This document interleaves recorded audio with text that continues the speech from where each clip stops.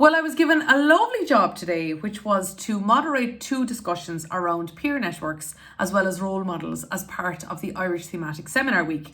So we brought together a range of people from Finland, Sweden and from Ireland, and the audience spanned everywhere from Canada right across to Scotland and literally everywhere in between this morning during the conversation. Now, I wanted to share with you a summary of the insights shared by the panelists, but first of all, let me tell you who the panelists actually were. So we had Maria Staunton from GMIT, who runs the Innovation Centre over there. Then we also had Katarina Spixum, and she is from Jokkmokk in Sweden. We also had Satu Koskinen, and she is from Board Coach, based in Finland.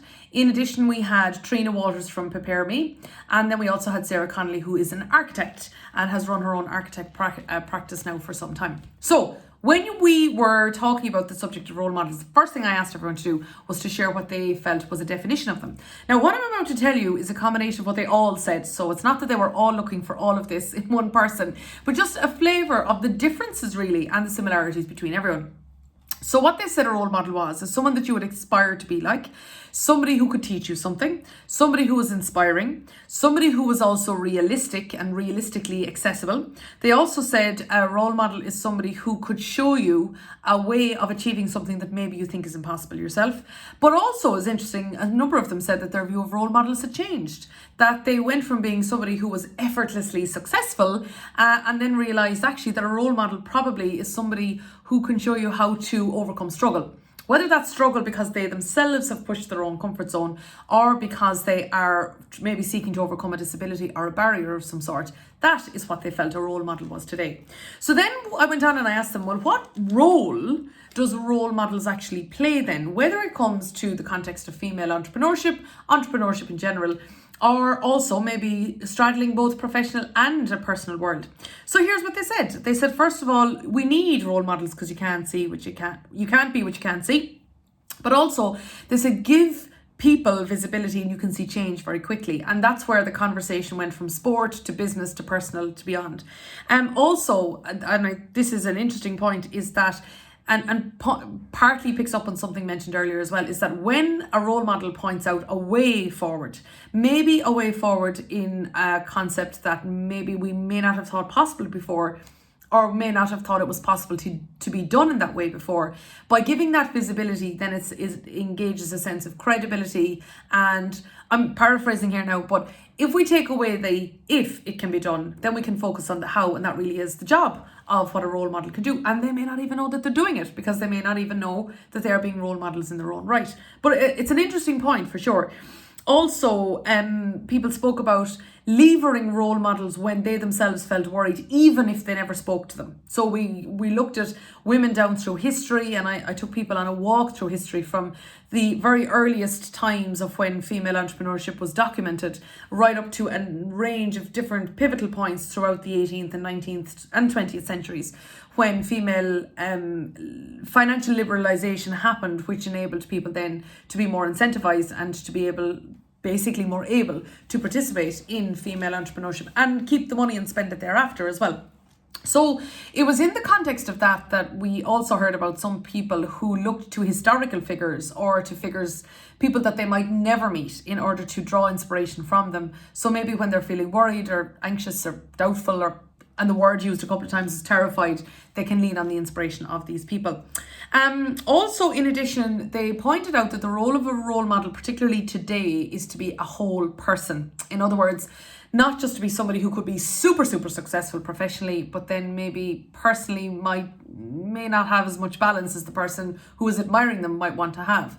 We spoke about the whole concept of authenticity and how it's important that we are who we are, that we don't cover up who we are, whether it might be somebody's feelings around being a parent as well as somebody working, maybe somebody who's employed, as well as wanting to set up their own business, but just being their whole selves. And therefore, when we look to people and we admire what they do, is that we're admiring the real picture as opposed to maybe an artificial one. Also, as well, there was strong resonance in this one, is that there was a sense that leadership today should be both strong and gentle, as opposed to one there specifically, it should be both strong and gentle, and we have a range of female role models at home and abroad who show that. In addition as well, there was the conversation around focusing on the goal and going for it, and finding that in yourself, where when you find a goal that lights you up, sometimes you need to look to other people who've achieved it before you in order, as I say, to take away the if and to focus on the how. But now I did want to deal with the elephant in the room, and I felt that it's important to do this because there's a thin line between a role model that's inspirational and makes you feel inadequate. So I asked the panel about that, and here's what they said. They said, first of all, we need to acknowledge that nobody's perfect and stop looking for the ideal. Also is that we should focus on the role models that inspire us as distinct to anything else.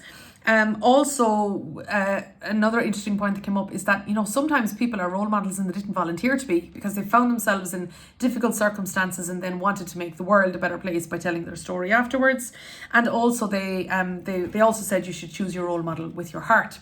Now, we also then went over to talk about peer networks as well. Here's what, first of all, we had a different panel for this one. So we had Helen Fullen from the NDRC. We had Evelyn McGlynn from the Donegal Women in Business Network. We had Caroline Curran from Network Mayo, Mary McKenna from Awaken Hub, and Una Monaghan from Sligo Women in Business Network. By the way, they're all part of lots and lots of other networks as well. Here's what they said about peer networking. First of all, from the research that was done, particularly from Helen's side, 81% of people surveyed said that peer support was very important and that they liked to work in groups, and peer support definitely reduces a sense of loneliness. In addition as well, when I asked this panel why were they involved in leading the networks, they spoke about because they're passionate about networking, they want to shine a light on others who have come before them, to paint a picture for people coming ahead. They like to be around like-minded people and being in their company and being energized by that. And also the focus within networks is connectivity, getting new business for members, and also supporting each other along the way. We spoke about the range of different business models that can underpin networks, including simply community, where people give of their time and their resources for free, where there could be some sponsorship from private business, membership also model. Some might be state funded or state subsidized, and then of course there is state directed, which has to achieve a certain objective. Now, they shared a variety of tech tools that one could use as well to grow their networks from a technical point of view and to support the virtual networks, including WhatsApp, Zoom, Slack, Squarespace or WordPress for a website, directories, Jotform, MailChimp to look at analytics, and also, of course, the traditional PR elements of radio and also social media as well. Now, what I thought was really interesting from this panel as well was they spoke about how peer-to-peer support can be facilitated, as it can be everything from like clear matching using an algorithm all the way over to organic matching of, or not organic, but maybe leaving people to their own devices so that they can make networks themselves. Here's what they said. Now wait until you listen to this, right? Wait until you listen to the amount of ways that peer networking can actually be facilitated. So we heard about monthly events, surveys asking members what do they want next, facilitating a network by enabling people within the network to showcase what they do, maybe by giving them speaking opportunities, using those people in the network as suppliers, etc. Roundtables, enabling international conferences and international connectivity in breakout rooms and Zoom rooms. Also encouragement to simply invest your time in building your network. The mindset of being a peer-to-peer builder, having facilitators who genuinely facilitate, bringing in people who have large and varied networks, automate as much as possible, bring in excellent superstars who do inspire but can also encourage people about how to make those peer-to-peer connections, mentoring, coaching, a spirit of camaraderie, also creating a sense of wellness and social events as well, so that not all focus was on maybe a business to business side of things, but simply on supporting each other and developing personal relationships along the way. Also, they made a point that if you're going to take a role within a network, let's say from a committee or a leader's point of view, is that you take that seriously. And also, and we'll finish on this, is having a trusting environment of values and to cultivate that sense of that peer-to-peer approach. Have that at its heart, and then the processes and procedures can happen from there. Really interesting conversation, and thank you very much to Helena Dean and also to Teresa and to Alison who supported her in inviting me to be part of this conversation. It was very different, very diverse and very insightful.